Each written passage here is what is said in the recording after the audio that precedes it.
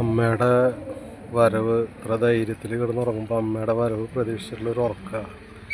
സമയമാകുമ്പോൾ അമ്മ എത്തിയിരിക്കും, ചിലപ്പോൾ പാല് കൊടുക്കുമായിരിക്കും. പക്ഷെ എൻ്റെ പേടി അതല്ല.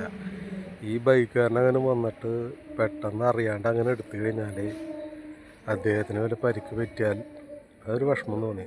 അപ്പം എന്തായാലും അതിനെ മാറ്റിയിട്ട് പോകാൻ തീരുമാനിച്ചു. അതല്ല ഇത്തിരി നല്ലത്. ബൈക്കുകാരൻ്റെ ശ്രദ്ധയിൽ പെട്ടില്ലെങ്കിലോ വല്ല അപകടം പറ്റിയാലോ. എന്തായാലും മാറ്റിയിട്ട് പോകാൻ തീരുമാനിച്ചു. ഏയ് ഹലോ, പോയാ